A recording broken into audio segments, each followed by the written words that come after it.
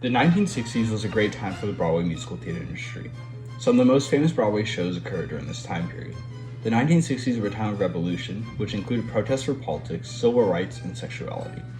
Many Americans protested the Vietnam War, and women demanded more rights during this time. Social change was being demanded, and progress was being made. The shows on Broadway depicted these situations in relevant times for the public to see and enjoy in theaters.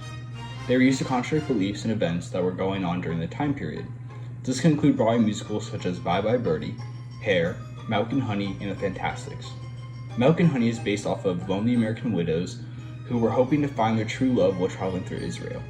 It was directed by Jerry Herman and was also to show that Israel was struggling for recognition as an independent nation.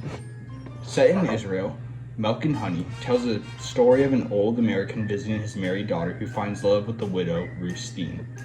Trouble ensues when it turns out that while separated for many years, Phil is still married. In the end, Phil promises Ruth that he will fly to Paris where his wife lives and plead for a divorce.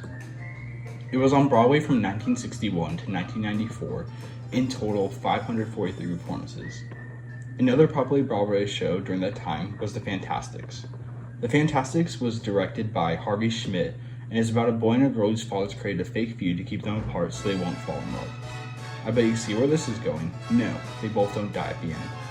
The show's original off-Broadway production ran a total of 42 years until 2002 and 17,162 performances, making it the world's longest-running musical.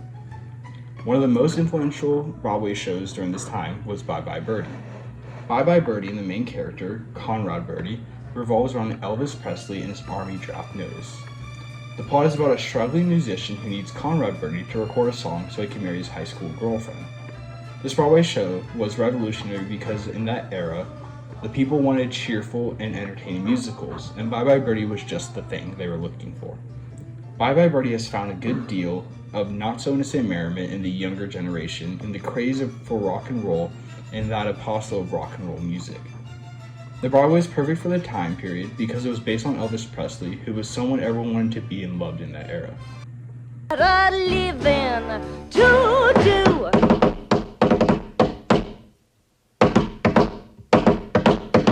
Think I'll be a ring-a-ding drummer, make each week 1,000 or 2 gorgeous girls.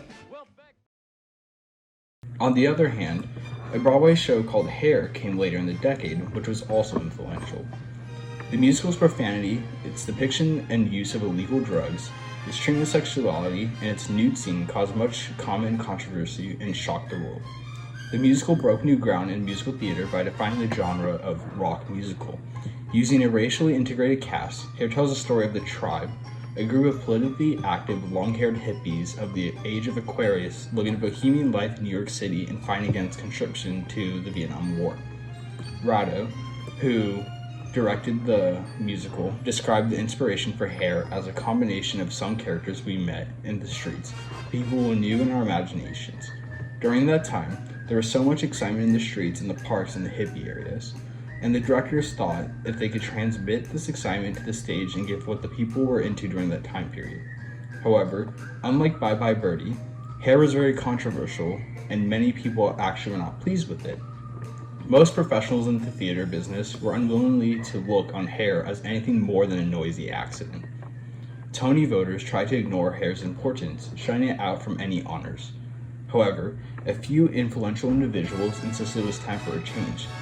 In particular, a New York Times critic, Cleve Burns, gushed that Hair was the first Broadway musical in some time to have an authentic voice of today rather than the day before yesterday.